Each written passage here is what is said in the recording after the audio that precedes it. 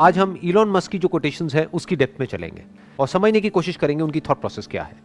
तो जो सबसे पहला कोट है वो है, the first step is to establish that something is possible, then probability will occur.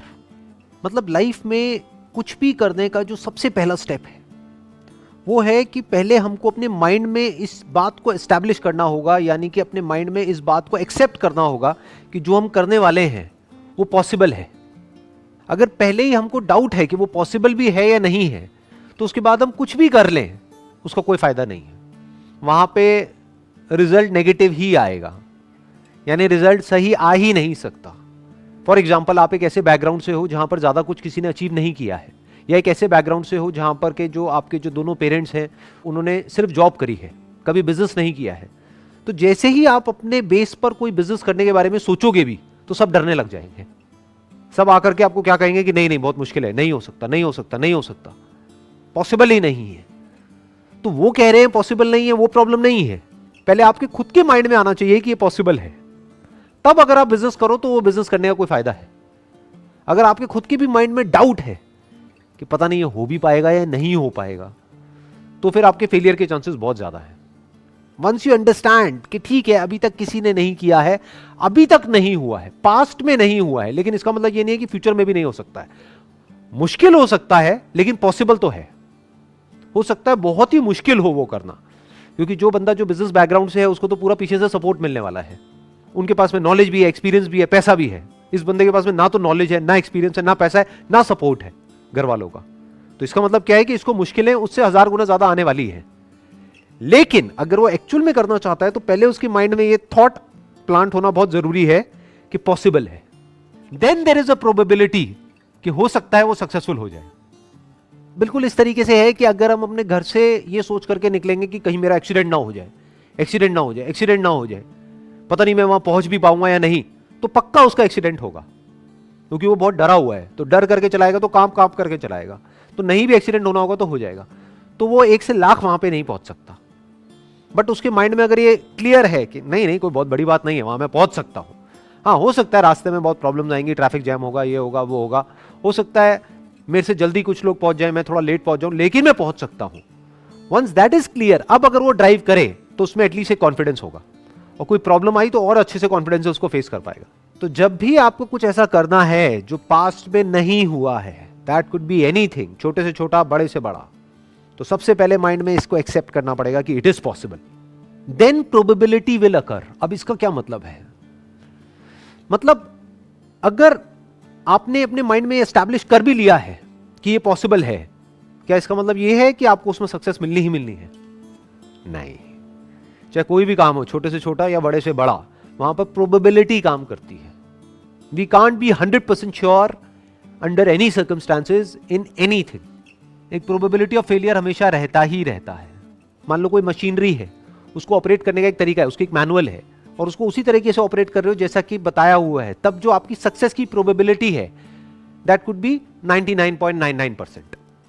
It can't be 100%, क्योंकि हो सकता है मशीन बंद पड़ जाए किसी और रीजन से। बट वो प्रोबेबिलिटी भी तभी काम करती है जब आपके माइंड में एस्टैब्लिश हो चुका हो कि इट इज पॉसिबल, मैं इस मशीन को ऑपरेट कर सकता हूं। जैसे इसका सबसे अच्छा एग्जाम्पल इंडिया में हम अपने घरों में देखेंगे। जैसे कोई भी ऐसा गैजेट होता है जो थोड़ा सा भी कॉम्प्लिकेटेड होता है, कोई नया स्मार्टफोन आया है या कोई नए फीचर्स आए हैं, तो जो एक पर्टिकुलर एज पे लोग हैं, 50 साल, 60 साल, 70 साल, वो कैसे घबरा जाते हैं उसको देख करके। और जो छोटे बच्चे होते हैं वो कितनी जल्दी सीख लेते हैं। क्यों? क्योंकि उनके दिमाग में ये थॉट नहीं है कि ये इम्पॉसिबल है।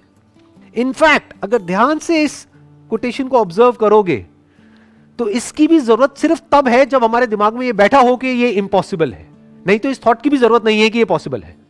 एक बच्चे के माइंड में तो ये बैठा ही नहीं है कि ये काम करना इम्पॉसिबल है, तो उसके लिए सब कुछ पॉसिबल है।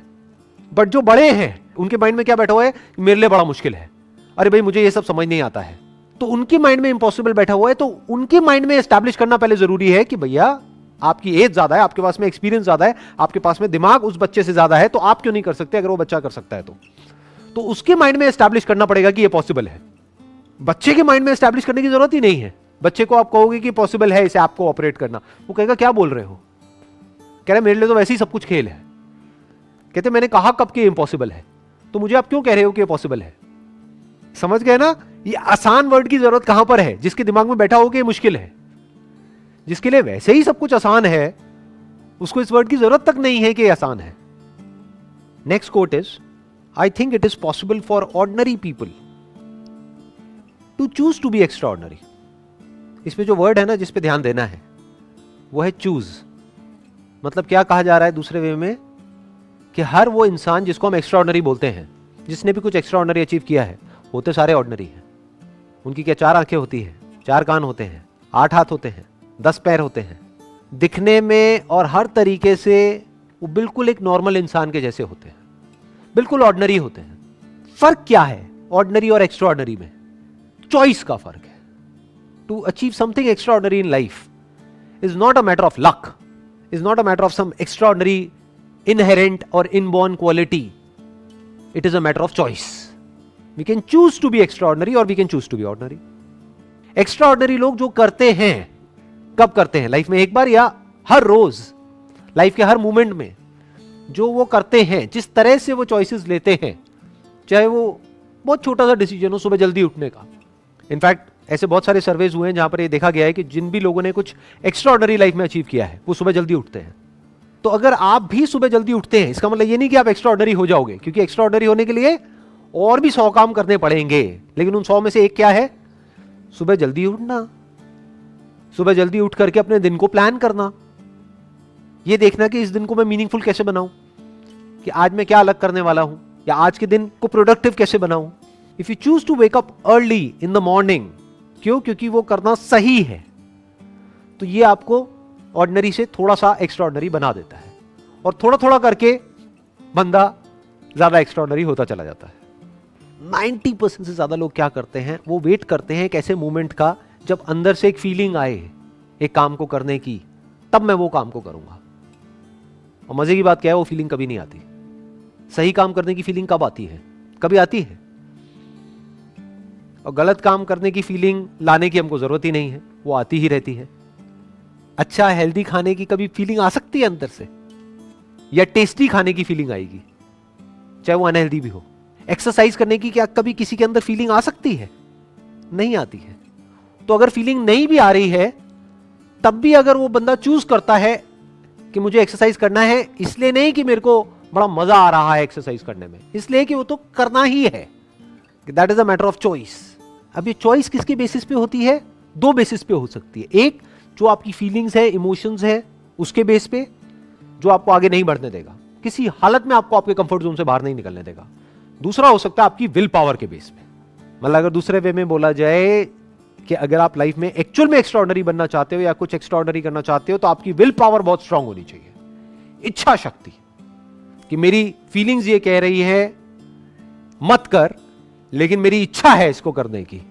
तो उस इच्छा में इतनी शक्ति होनी चाहिए कि वो हावी हो जाए आपकी सारे के सारे डर के ऊपर, कि उस डर के बावजूद भी आप वो कर पाओ.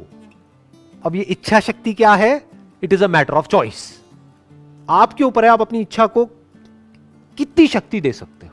ये भी तो एक चॉइस ही है ना, कि आपकी इच्छा में कितनी शक्ति है. अपने आप में किसी की इच्छा में कोई शक्ति नहीं होती है, पर जो भी आप करना चाहते हो, जो भी आपका डिजायर है, अगर उसको आप स्ट्रांग करते चले जाओ, करते चले जाओ, करते चले जाओ, करते चले जाओ, यानी कि अगर आपका डिजायर स्ट्रांग है आपकी फीलिंग से, तो आप उस काम को कर जाओगे. तब आप कुछ ऐसे डिसीजंस ले सकते हो कि आगे जाकर के कुछ एक्स्ट्राऑर्डिनरी कर सकते हो. Next quote is, when something is important enough, you do it even if the odds are not in your favour. जब कोई काम करना बहुत ही जरूरी होता है, तब आप वो काम करते हो. यहां ये नहीं कहा जा रहा कि तब आपको वो काम करना चाहिए, ये कहा जा रहा है कि यू डू इट, तब आप वो काम कर देते हो, even if the odds are not in your favour. मतलब कि आपको पता है कि आपके सक्सेसफुल होने के चांसेस बहुत कम है उसके अंदर, फिर भी आप वो काम करते हो, फिर भी आप रिस्क लेते हो. मतलब आपको पता है कि उसमें बहुत रिस्क है, फिर भी आप करते हो. कब करते हो? जब आपको पता होता है कि समथिंग इज इंपॉर्टेंट इनफ, कि करना बहुत ही जरूरी है. फॉर एग्जाम्पल, आप किसी जंगल में खो गए हो और प्यास से तड़प रहे हो, तो वहां पर क्या करोगे? वहां पर बैठ करके एक्सक्यूजेस दोगे कि यहां पे पानी नहीं है? क्या करोगे वहां पर? किसी भी तरह से पानी को ढूंढने की कोशिश करोगे, जबकि चांसेस बहुत कम है कि आपको पानी मिल पाएगा वहां पर. क्योंकि आप जंगल में खो चुके हो, आपको रास्ता नहीं पता है, लेकिन फिर भी मरते दम तक कोशिश करते रहोगे।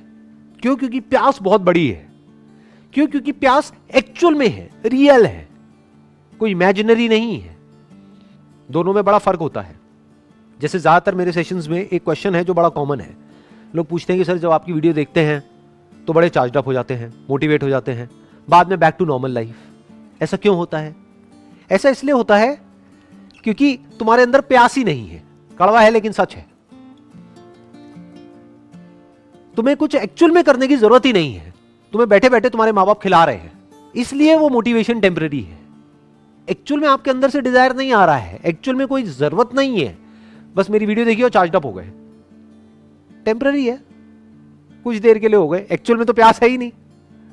तो वही यहां पे कहा जा रहा है, when something is important enough, कि जब कोई काम करना बहुत जरूरी होता है, बहुत मतलब बहुत जरूरी होता है, मतलब डू और डाई वाली सिचुएशन होती है, तब आप वो काम करते हो बावजूद इसके कि आपको पता है कि मेरे सक्सेसफुल होने के चांसेस बहुत कम है, फिर भी आप अपनी कोशिश में कोई कमी नहीं छोड़ते हो। अगर इस कोट के कॉन्टेक्स्ट को हम समझने की कोशिश करेंगे ना, तो हमको इलॉन मस्क का जो भी बैकग्राउंड है उसको समझना पड़ेगा कि उन्होंने एग्जैक्टली क्या किया, कैसे कैसे काम करे। इनफैक्ट जो भी कुछ आज तक इन्होंने किया है, 8-10 अलग अलग तरह के बिजनेसेस करे हैं, वो सब ऑलमोस्ट नेक्स्ट टू इम्पॉसिबल थे। वहां पर सक्सेसफुल होने के चांसेस बहुत ही कम थे। और सिर्फ आज तक जो किया वो ही नहीं, अभी भी जो कर रहे हैं उसमें सक्सेसफुल होने के चांसेस बहुत ही कम है, लेकिन फिर भी he is going for it. क्यों? क्योंकि वो करना जरूरी है। किसके लिए जरूरी है? इलॉन मस्क के लिए, खुद के लिए जरूरी नहीं है, क्योंकि he is already a billionaire. Humanity के लिए जरूरी है। फॉर एग्जाम्पल इलेक्ट्रिक कार्स या फिर एनर्जी एफिशिएंट कार्स, ये बनानी बहुत जरूरी है ताकि पोल्यूशन कम हो, ताकि ग्लोबल वार्मिंग का हम सोल्यूशन निकाल सके। तो ये करना जरूरी है। तो अब ये करने के लिए चाहे कितनी भी मुश्किलें आ जाए, कितने भी फेलियर्स आ जाए, कितनी भी प्रॉब्लम्स आ जाए, करना है तो करना है। इनफैक्ट जो भी उन्होंने आज तक लाइफ में किया है, हर एक फील्ड के अंदर बिल्कुल एक ब्रेकिंग पॉइंट तक पहुंचे हैं वो। यानी कि पहली बार जब वो कार बनाई तो सोचा था कि कॉस्ट आएगी अराउंड $50,000 के आसपास में, कॉस्ट आई $1,00,000। फिर दूसरी बार बनाई, फिर कॉस्ट थोड़ी कम हुई, फिर कम हुई, फिर कम हुई, फिर कम हुई, फाइनली जाकर के उनको सक्सेस मिली। और अब जाकर के उनकी कार्स बिकनी शुरू हुई है पिछले कुछ सालों से। जहां सारे लोग बोल रहे थे कि नहीं, कुछ नहीं हो पाएगा, नहीं कर पाएगा, नहीं कर पाएगा, नहीं हो पाएगा, then also he did it. और एक बार नहीं, दो बार नहीं, अलग अलग फील्ड्स में कई बार इन्होंने ऐसे ऐसे काम करे हैं जो करना ऑलमोस्ट नेक्स्ट टू इम्पॉसिबल था, फिर भी किया। क्यों? क्योंकि वो करना जरूरी था। तो 3 चीजें हैं जो यहां पर हमको आगे लाइफ में ले जा सकती हैं। पहला, या तो आपकी एक्चुअल में कोई नीड हो, वो नीड आपको भगाएगी, वो नीड आपसे ऐसे ऐसे काम करवाएगी। जैसे मैंने भी जंगल वाला एग्जांपल दिया था कि जहां पे एक्चुअल में प्यास है, तो अब उसके लिए आप किसी भी हद तक जा सकते हो, कुछ भी कर सकते हो। तो या तो एक्चुअल में नीड हो, या फिर अपनी लाइफ के अंदर ही आपको कोई ऐसा मीनिंग मिल गया है, कोई ऐसा पर्पस मिल गया है, कोई जीने की ऐसी वजह मिल गई है जो आपको भगा रही है। या फिर अगर आप इस लेवल से भी आगे आ गए हो, तो अब आपको क्या चाहिए? आपको एक ऐसा मीनिंग चाहिए जो हो सकता है आपके लिए मीनिंगफुल ना हो, लेकिन सबके लिए मीनिंगफुल हो। तो वहां से आपको एनर्जी मिल जाएगी कोई भी काम करने की। फॉर एग्जाम्पल, ये जो अभी मैं सेशंस कर रहा हूं, इसके पीछे क्या मोटिव है, किस लिए कर रहा हूं? क्या इससे मुझे कुछ मिलने वाला है financially? Nothing, nothing at all. बल्कि जाने ही वाला है, टाइम जाने वाला है, एंड टाइम इज मनी। तो क्यों मैं अपना टाइम इन्वेस्ट कर रहा हूं इन सेशंस को करने में? किस लिए? क्या वजह है? क्योंकि ये करना जरूरी है। वही जो इस कोटेशन में लिखा हुआ है, When something is important enough, क्योंकि ये करना जरूरी है। किसके लिए जरूरी है? मेरे लिए नहीं है। मुझे तो जो करना था लाइफ में वो मैं कर चुका हूं। किसके लिए जरूरी है? जो आने वाली जनरेशन है उसके लिए जरूरी है। जो उनकी थॉट प्रोसेस है उसको एक सही डायरेक्शन दी जाए, ये जरूरी है। हो सकता है मैं इसमें सक्सेसफुल नहीं हो पाऊंगा, क्योंकि चारों तरफ नेगेटिविटी बहुत ही ज्यादा है, लेकिन फिर भी क्योंकि ये करना जरूरी है तो इसको करना है तो करना ही है। As simple as that. जब कोई काम करना बहुत जरूरी होता है तो यह नहीं सोचा जाता है कि मेरे करने से क्या होगा। करना है तो करना है, यह थॉट वहां पर चल रहा होता है। यहां से एनर्जी मिलती है, फिर वो एनर्जी पूरे फ्लो के साथ में बाहर आती है। और जब इतनी ज्यादा एनर्जी के साथ में हम कोई भी काम करते हैं तो उसमें सक्सेस मिलती ही मिलती है। फिर वो काम एक अलग लेवल पे चला जाता है।